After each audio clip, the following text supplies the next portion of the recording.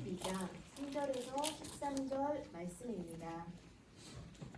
그러므로 내가 너희에게 알리노니 하나님의 영으로 말하는 자는 누구든지 예수를 저지할 자라 하지 아니하고 또 성령으로 아니하고는 누구든지 예수를 주시라 할 수 없느니라. 은사는 여러 가지나 성령은 같고 직분은 여러 가지나 주는 같으며 또 사역은 여러 가지나 모든 것을 모든 사람 가운데서 이루시는 하나님은 같으니 각 사람에게 성령을 나타내심은 유익하게 하려 하심이다. 어떤 사람에게는 성령으로 말미암아 지혜의 말씀을, 어떤 사람에게는 같은 성령을 따라 지식의 말씀을, 다른 사람에게는 같은 성령으로 믿음을, 어떤 사람에게는 한 성령으로 병 고치는 은사를, 어떤 사람에게는 능력 행함을, 어떤 사람에게는 예언함을, 어떤 사람에게는 영들 분별함을, 다른 사람에게는 각종 방언 말함을, 어떤 사람에게는 방언들 통역함을 주시나니 이 모든 일은 같은 한 성령이 행하사 그의 뜻대로 각 사람에게 나누어 주시는 것이니라. 몸은 하나인데 많은 지체가 있고 몸의 지체가 많으나 한 몸인과 같이 그리스도도 그러하니라. 우리가 유대인이나 헬라인이나 종이나 자유인이나 다 한 성령으로 세례를 받아 한 몸이 되었고 또 다 한 성령을 마시게 하셨느니라. 아멘.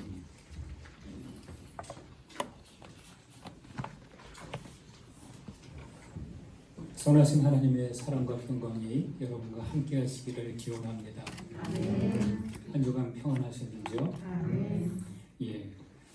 여러분 혹시 그런 생각 해본 적 있으신지요? 우리가 땅을 딛고 사는데 저는 어째서 우리가 땅에서 한 번도 떨어지지 않고 평생을 살 수 있는가 하는 그런 생각을 종종 해봅니다. 우리가 어째서 저 우주 밖으로 나가지 않고 혹은 둥둥 떠다니지 않고 항상 이 땅을 딛고 살 수 있는 이유, 그 이유 아시죠? 모두가 알고 있듯이 우리가 땅을 딛고 살 수 있는 이유는 지구의 중력이 우리를 잡아당기고 있어서 그렇습니다. 또 그런 생각도 해보았습니다. 지구에는 공기가 있어서 동물들이 숨쉬고 살잖아요. 그런데 어째서 이 지구에 있는 이 대기가 저 바깥으로 흩어지지 않고 땅에 붙어 있을까 하는 생각입니다. 엉뚱하죠? 여러분 그 이유 아시죠? 이것 또한 지구의 중력이 이 공기를, 대기를 끌어당기고 있기 때문입니다. 여러분 우리가 지구의 중력이 없으면 숨 쉴 수도 없고 발을 땅에 딛고 살 수도 없습니다.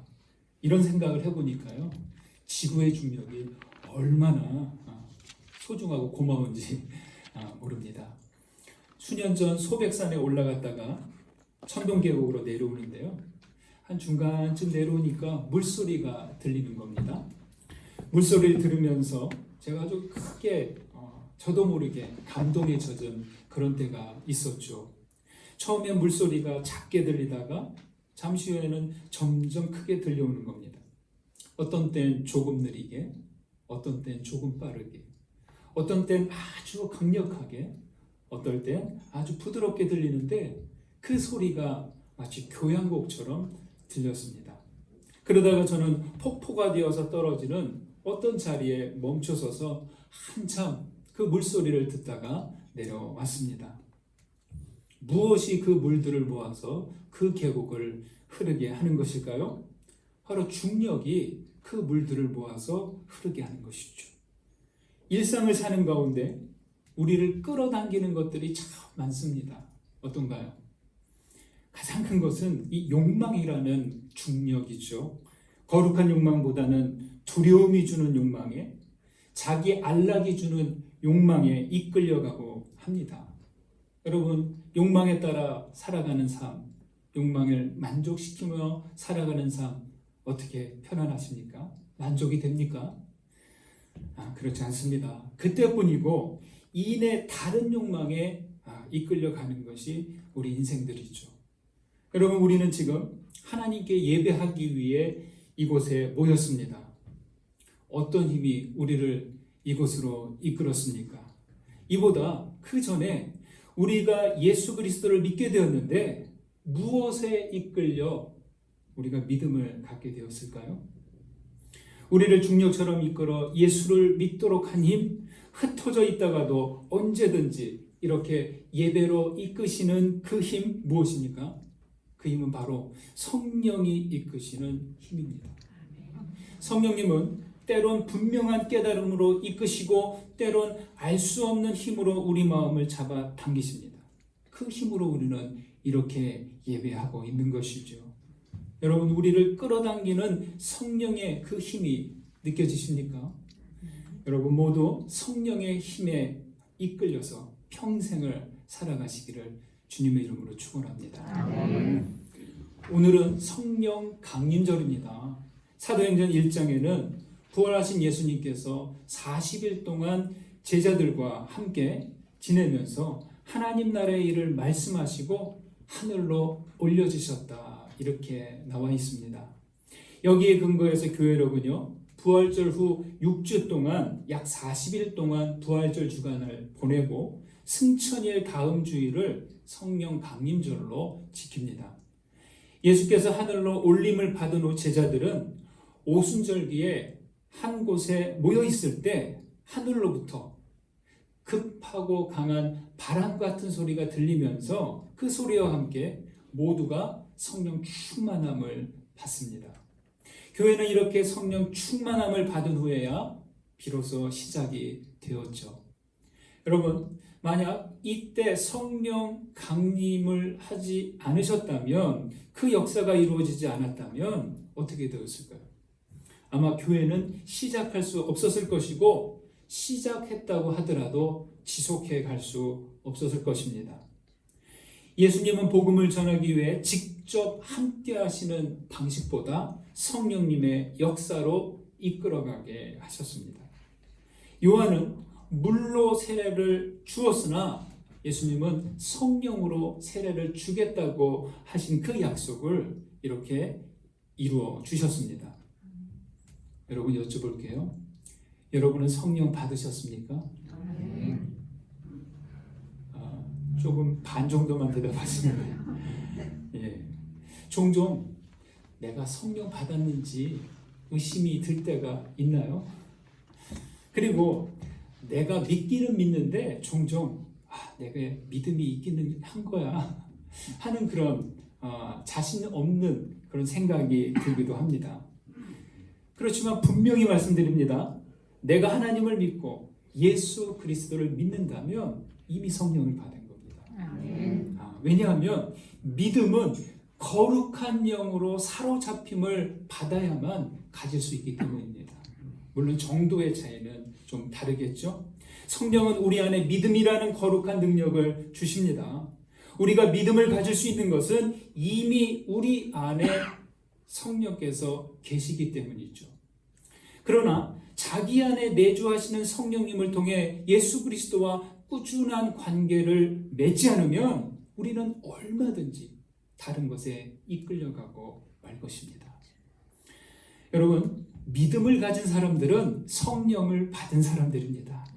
그리고 성령을 받은 사람들은 어떤 사람들이냐? 진리의 말씀을 깨닫는 사람들입니다. 말씀을 깨닫기 위해서는 어떻게 될까요? 그냥 가만히 있는데 진리의 말씀이 툭 하고 깨달아집니까? 아니죠. 그 말씀을 계속 생각해야 합니다. 성령은 거룩한 생각으로 우리를 인도합니다. 거룩한 생각을 하는 곳에 하나님께서 계십니다. 한자로 염제, 신제. 말씀을 생각하는 곳에 하나님께서 계신다, 이런 뜻이죠. 그와 반대로 여러분, 죄는 갑자기 생겨나지 않습니다. 우리가 갑자기 죄를 짓는 게 아니라는 거예요. 죄 짓기 전에 먼저 우리는 죄에 대한 생각을 하게 됩니다. 뱀은 하와가 금지된 열매를 먹기 전에 어떻게 했어요?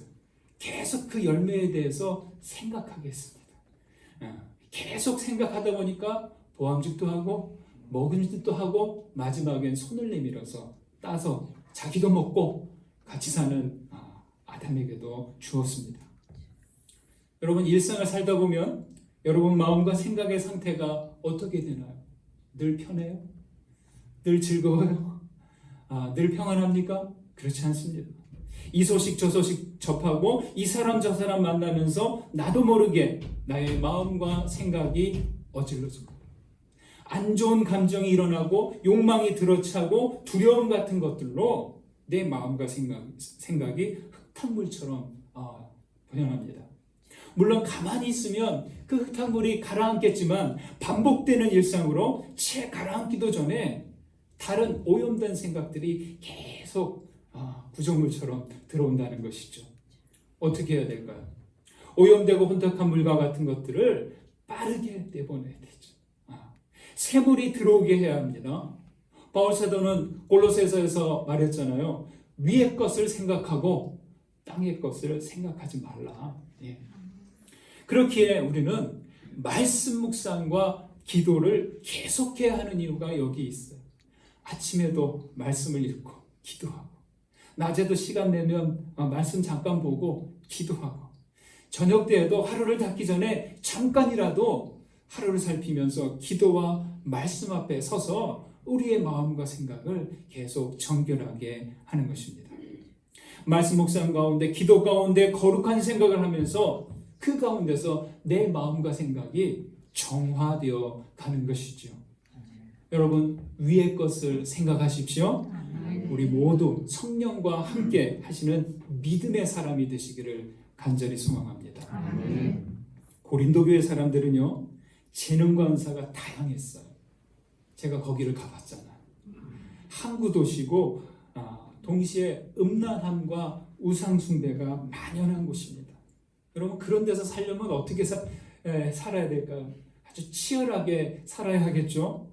나름 똑똑하고 자존감이 높은 그런 사람들이었을지 모릅니다. 그런 배경을 가진 이들이 모여 교회가 되었으니까 얼마나 놀랍습니까?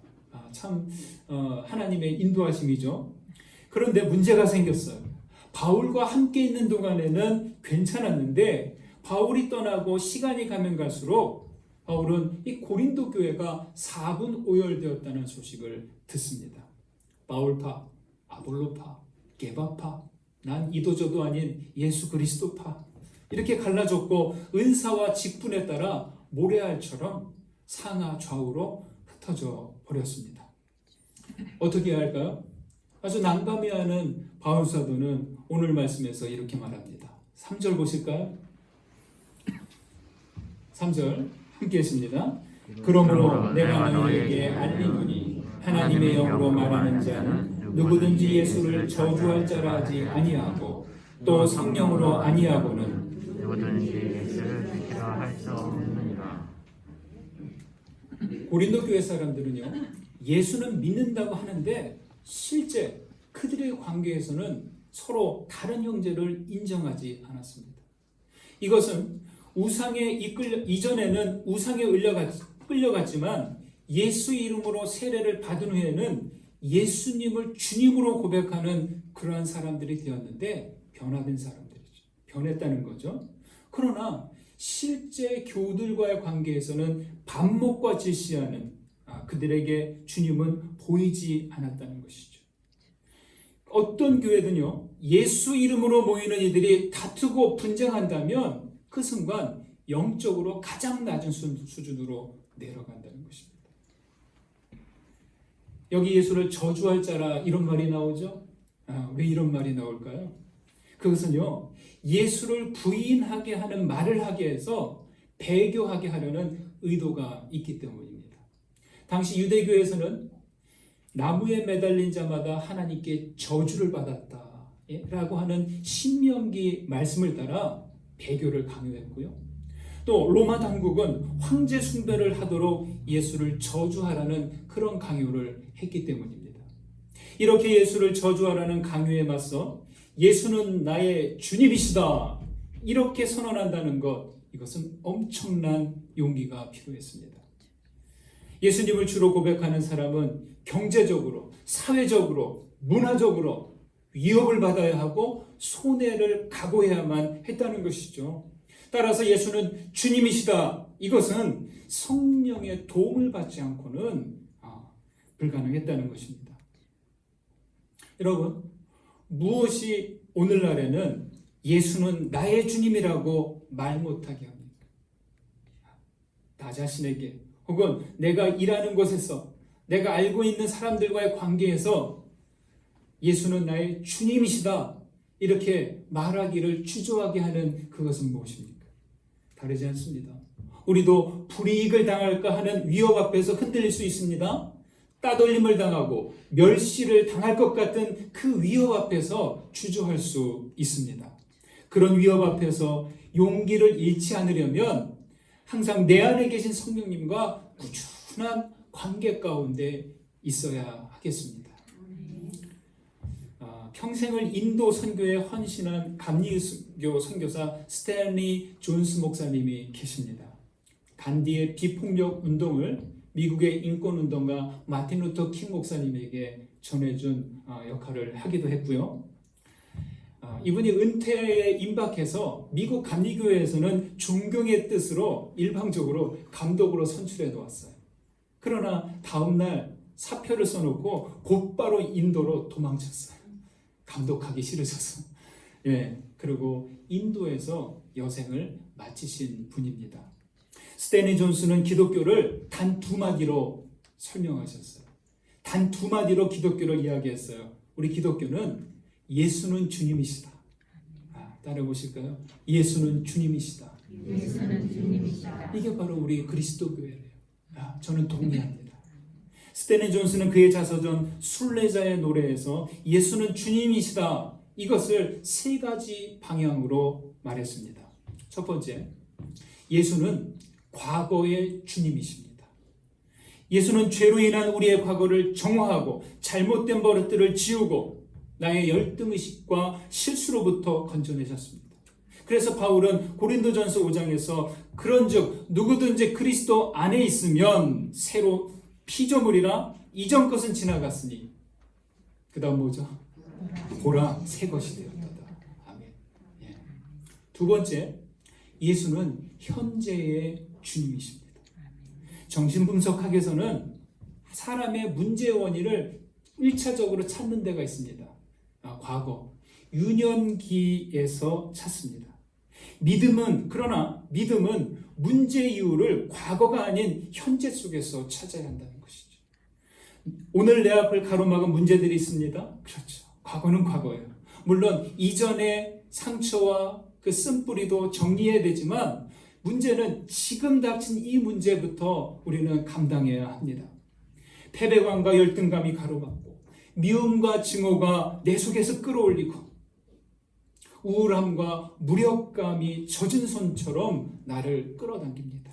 이런 것들을 그대로 두면 지나갈까요? 모른 척하고 지나가면 지나갈까요? 그렇지 않죠. 이런 것들은 내일 또 내 앞에 있고 항상 내게서 붙어서 떨어지지 않습니다.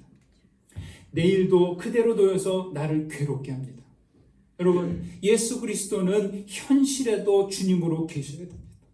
나의 환경을 바꾸는데 초점을 두지 마시고 그런 환경을 대하는 내 마음가짐을 바꾸는데 초점을 두어야 합니다. 우리는 현재의 주님이신 예수와 함께 나에게 주어진 길을 나아가야 할 것입니다. 세 번째로, 예수님은 미래의 주님이십니다. 우리는 미래가 두려워요. 여러 가지가 두렵겠죠. 여러분, 어떤 미래가 두려운가요? 우리 사람들이 궁극적으로 근본적으로 두려워하는 것은 멸망과 죽음이죠. 사람이라면 당연히 갖는 두려움입니다. 그러나 그리스도에게 속해 있는 사람은 그 두려움에서 벗어납니다. 우리는 죽음에 속해 있지 않고 그리스도께 속해 있기 때문입니다. 예수는 주님이시다 이렇게 고백하는 순간 주님과 나는 어떤 관계가 되냐?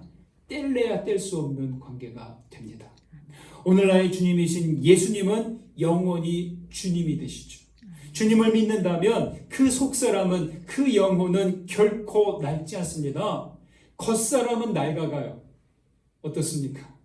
내 몸은, 겉사람은 계속 낡아가잖아요.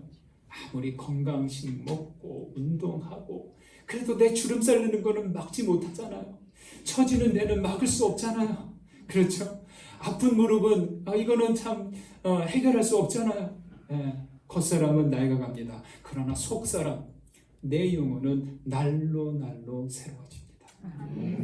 스탠리 존스 선교사님은 나는 하나님을 위해 다 없어지고 싶다 이렇게 말했습니다. 평생 선교사로 헌신한 분다운 그러한 말이죠. 그렇죠? 완전히 타서 제가 되면 차라리 좋겠다. 하나님께 온전히 쓰임 받으면 좋겠다. 이 부분을 딱 보니까 나도 막 가슴이 뜨거워지는 거예요. 근데 이 자서전 끝에 보면 이 말을 바꿔요. 예. 어떻게 바꾸냐면 이렇게 바꿉니다. 제가 그분 말 그대로 읽어드릴게요. 나의 생각은 하나님을 위해 타 없어지는 것에서 모세의 불타는 떨기나무, 불이 붙었으나 타 없어지지 않는 떨기나무로 옮겨갔다. 나는 내면에 있는 이 신적인 불꽃이 우리를 고갈시키는 것이 아니라 원기를 돋우어주고 우리를 다 태워 버리는 것이 아니라 완성시켜 준다는 것을 경험으로 알게 되었다. 이 불타는 성령의 현조는 불순물만을 태워 없앤다. 그것은 우리의 모든 능력을 강화시킨다. 성령이야말로 우리의 본향이기 때문이다. 그것은 우리의 육체와 정신과 영의 기운 한가운데서 사납게 날뛰며 그것을 다 태워 없애는 사나운 불이 아니다. 그것은 창조의 불, 신적이고 창조적인 사랑의 불이다. 이렇게 말합니다. 여러분, 성령의 불꽃은 모두를 소멸시키는 심판하는 불꽃 아니에요. 불순물들을 태워 없앨 뿐이고 나를 완성시켜 줍니다. 3절에서 바울은 성령으로 아니하고는 누구든지 예수를 주시라 할 수 없다 이렇게 말했잖아요. 평생 선교지에서 예수는 주님이시다 이것을 전한 존스 선교사에게 성령님은 거룩한 불꽃이 되어서 타올랐다는 것이죠. 여러분, 누가 진정한 성령의 사람일까요? 드러나는 은사로 말할 수 없고 황홀한 경험으로 판단할 수 없습니다. 내가 방언 같은 것을 한다고, 어떤 신령한 은사가 있다고 성령의 사람이다 이렇게 함부로 말할 수 없다는 거예요. 성령의 사람은 뭐냐? 예수 그리스도를 주님으로 고백하고 그 고백을 따라 살아가는 사람입니다. 예수님은 주님이시다 이 고백은요 이해의 차원이 아니에요. 일시적인 멘트가 아니에요. 이것은 우리의 인생 전체가 걸린 실존적인 그러한 고백이 됩니다. 여러분에게 예수는 주님이십니까?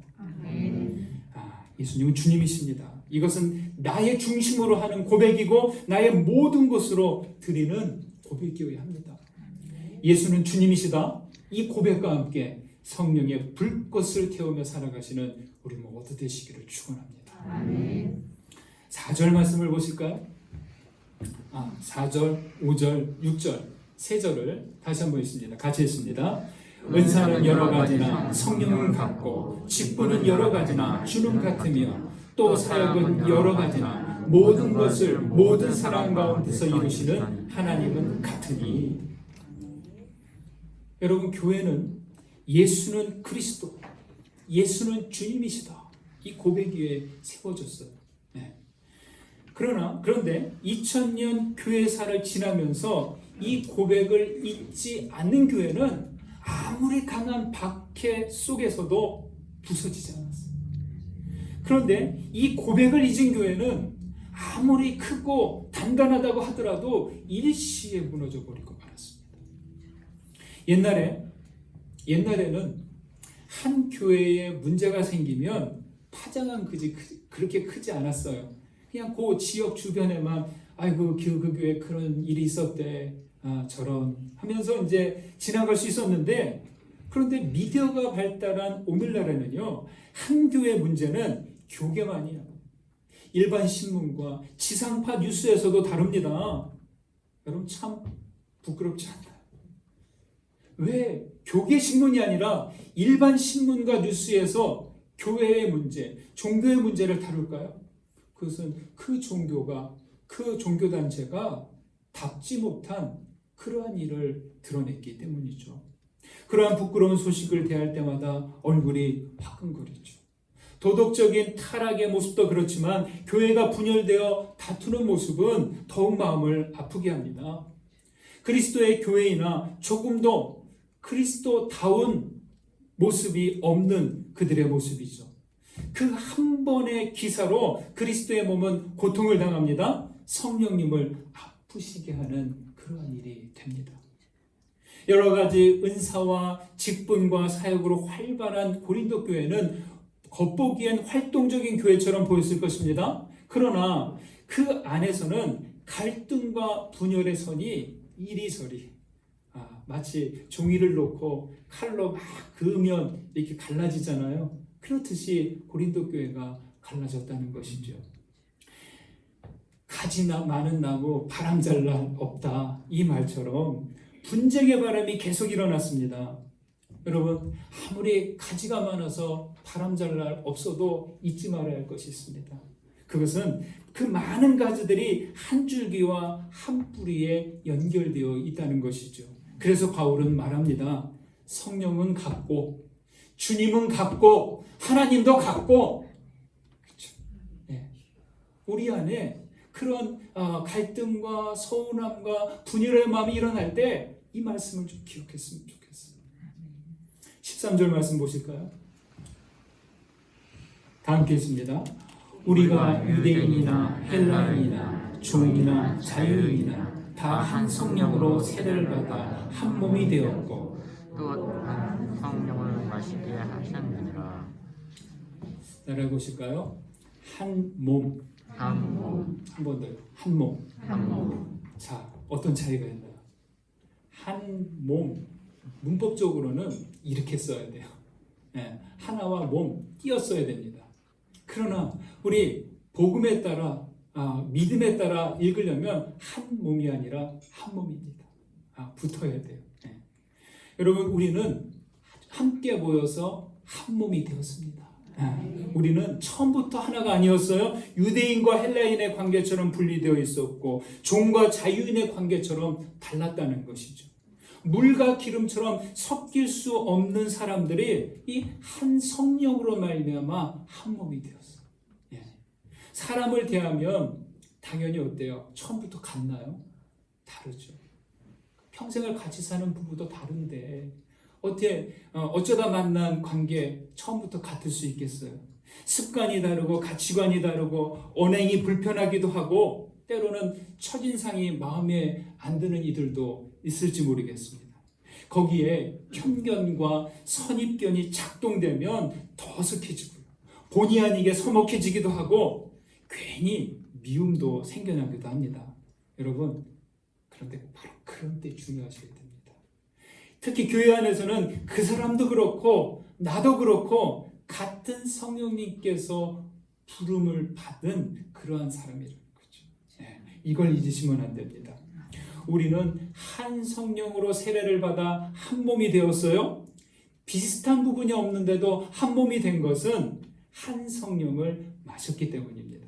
그래서 우리는 계속 성령 가운데 있어야 돼요. 이 성령 가운데서 멀어지면 멀어질수록 우리는 갈라설 수밖에 없습니다. 성령님께서 안 계신다면, 성령을 잊는다면 우리는 언제든지 그 순간 물과 기름처럼 탁 분리되고 말 것입니다. 오케스트라 연주를 한번 들어보셨는지 모르겠는데요. 오케스트라는 60명에서 최대 100명까지 그 악기 연주자들이 함께 연주를 한대요. 악기 종류가 몇 개일까요? 수십 개 정도 되겠죠, 종류가. 어떻게 그 많은 악기들이 서로 어울리는 연주를 할 수 있는지 신기합니다. 제가 서울에 있을 때 1년에 한 번씩은 그런 그 연주에 간 적이 있습니다. 그때 세종문화회관에서 베토벤의 교향곡 9번 합창 연주를 들었을 때 그 감동이 아직도 생생합니다. 오케스트라는요, 연주 시작 전에 반드시 모두의 악기를 가지고 음을 맞춥니다. 그 음을 맞출 때 조율을 하는데 그 첫 음을 내는 악기는 오보에라는 목관 악기입니다. 그래서 오보에를 든 사람이 라, A 음을 탁 낸대요. 탁 내면 그 순간부터 다른 모든 악기가 거기에 맞춰서 자기 악기 소리를 내는 거예요. 똑같이. 근데 음색은 다 다른데 음은 같아요. 그럼 그게 10초, 30초 동안 쫙 맞추는 거예요. 그럼 어느 정도 맞은 것 같으면 이제 조금씩 줄어든대요. 그러면 지휘자가 탁 올라서서 지휘봉을 탁 두드리면서 다 이렇게 들고 있어요. 그 지휘자가 그 지휘봉을 드는 순간, 움직이는 순간 그 100여 명의 연주자들이 곡을 연주하는 것이죠.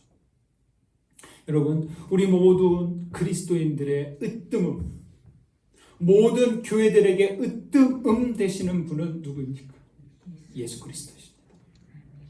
그리고 성령님은 으뜸음이신 예수에게 맞춰서 지휘를 하시는 분이시죠. 으뜸음 되시는 이 예수님께 맞추지 못하면, 지휘를 하시는 성령님을 따르지 못한다면 주님의 공동체는 그 순간부터 뒤죽박죽 됩니다. 복음의 교향곡을 연주해야 되는 교회가 엉뚱한 소리를 내고 잡음과 혼란스러운 소리를 내는 것이죠. 만약 누군가 우리에게 당신들은 무엇을 믿습니까? 하고 묻는다면 우리는 흩어지고 말 것입니다. 왜냐하면 우리가 믿기는 믿되 서로 다른 것을 믿을 수 있기 때문이죠. 그렇지만 당신들은 누구를 믿습니까? 이렇게 묻는다면 우리는 하나가 될 수 있습니다. 왜냐하면 우리는 예수 그리스도를 믿기 때문입니다. 참 중요합니다. 여러분, 세상은 여전히 우리를 죄의 인력으로 끌어당겨서 삼위 하나님에게로부터 멀어지게 합니다. 이게 어둠의 권세의 목표입니다. 그러나 성령님은 더 강한 힘으로 우리를 끌어당기고 계십니다. 사랑하는 여러분, 위의 것을 생각하시기를 바랍니다. 우리는 한 성령으로 한 몸이 되었습니다. 나의 주님이시고 우리의 주님이신 예수 그리스도와 함께 한 몸 되어 가시는 우리 모두 되시기를 주의 이름으로 축원합니다. 받은 은혜 감사하면서 우리 거듭의 기도 드리겠습니다. 오늘 말씀 가운데 울림이 되고 깨달음이 된 것 주님께 돌려드리시도록 하시겠습니다. 기도합니다.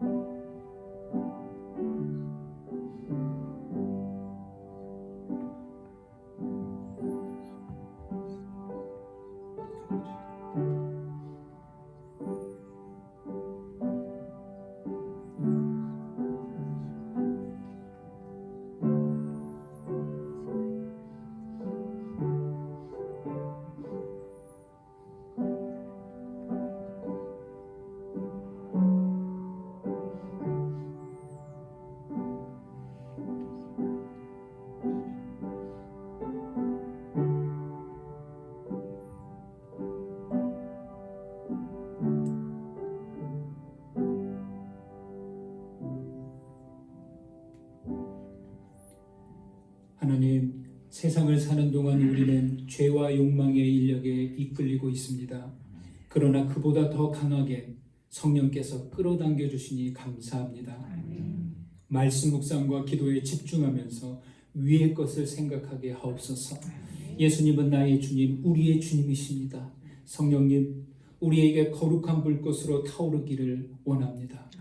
주님, 우리 강조신의 교회를 긍휼히 여겨 주시옵소서. 날마다 우리의 으뜸 되시는 그리스도께 조율하고 한 성령을 마시며 더욱 건강하게 주님의 몸된 교회 한 몸이 되게 하옵소서. 예수 그리스도의 이름으로 기도드립니다. 아멘.